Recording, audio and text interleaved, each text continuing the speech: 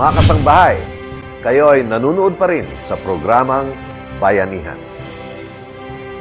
Alinsunod sa adhikain ng AFP Human Rights Office na pangasiwaan ang mga usaping may kinalaman sa human rights at international humanitarian law, patuloy din ng Army Human Rights Office sa implementasyon ng mga programang may kaugnayan dito. Panoorin natin ang ating naging panayam sa hepe ng Army Human Rights Office, si Colonel Roderick Paraino. Ang Army Human Rights Office ay na-establish siya noong December ng 2010. So ang Army Human Rights Office ay ang primary office in charge ng number one, yung pag-advocate ng human rights, international humanitarian law, and the rule of law sa Philippine Army.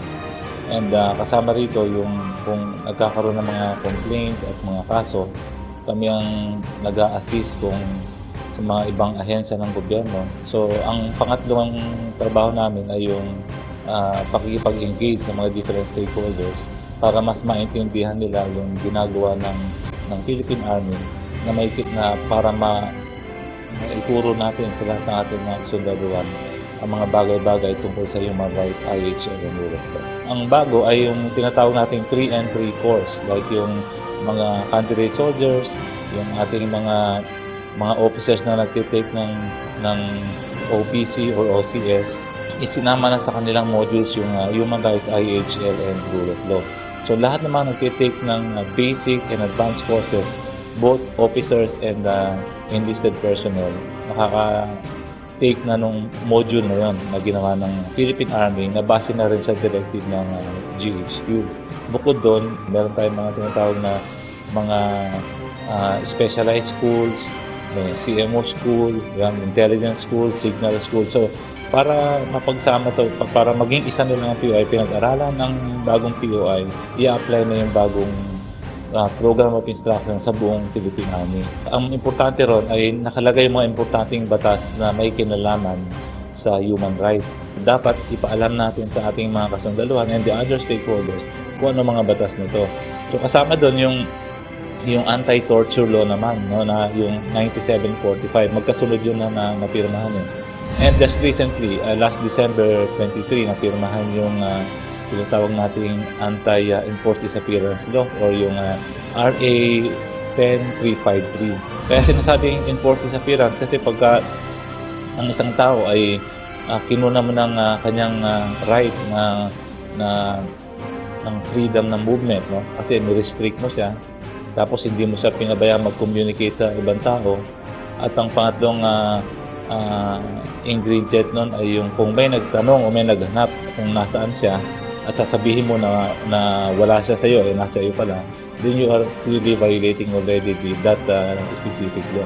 So, kailangan i-disseminate natin ito sa kanila in coordination with the other human rights officers ng Philippine Army. Yes, kasi from the headquarters ng Philippine Army, all lower units from the division, brigade, up to the battalion level have designated human rights officers. Part nung trabaho namin is yung mag-visit ng mga units. And then, meron din tinatawag na Committee on Human Rights sa lower house ng Congress. So, umiikot talaga kami all over the country. Pag nakikita nila na ang ginagawa natin ay maganda, pinupuri rin nila tayo. No? So, maganda yung effort ninyo to educate your soldiers on these matters ng human rights, IHL, and rule of law. So, nakikita nila na we are really serious in what we are doing. Kasi alam naman natin na ang IPSP Bayanihan ay merong dalawang strategic imperatives. Kaya sa imperative, pagka hindi mo siya nagawa, then hindi siya magsasucceed. It's really important na itong dalawang to is number one is the respect and abidance to human rights, IHL, and rule of law.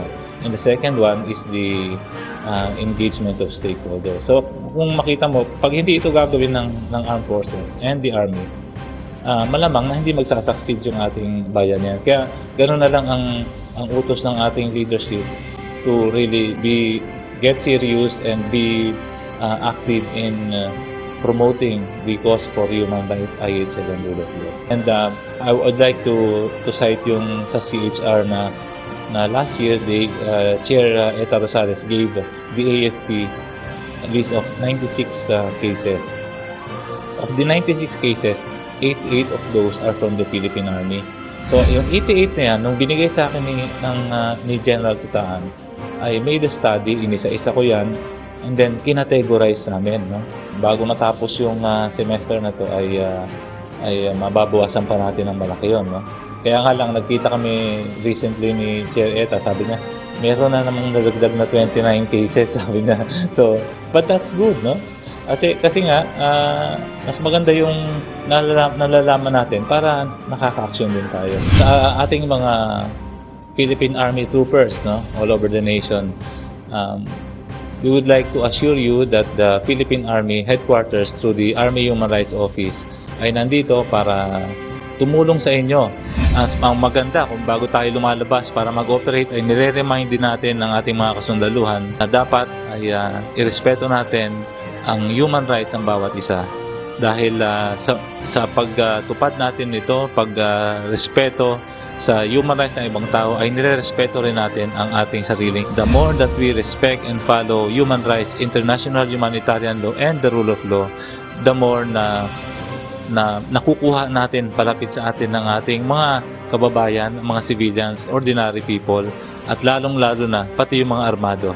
Dahil magdududa sila sa kanilang gawain sa kanilang organization. No? Sasabihin nila na yung ikino-complain pala natin noon ay wala na, hindi na ginagawa ng Army ngayon, hindi na ginagawa ng AFP.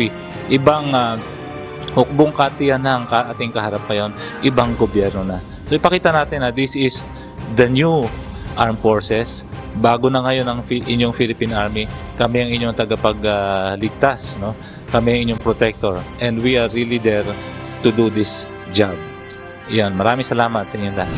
I was impressed by what the General just shared with us.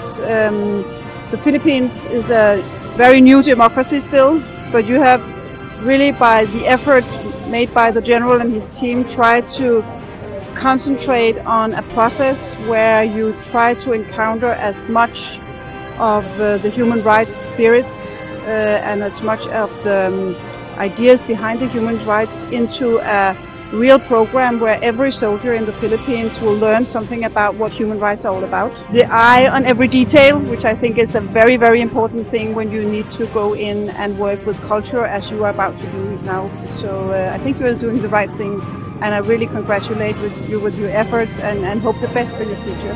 My message will be that you as soldiers should really listen carefully when your colleagues from the Human Rights Office are trying to educate you about what human rights are all about, because it's very central for you to understand what it's about, and it's central for you to implement it in your daily work as a soldier.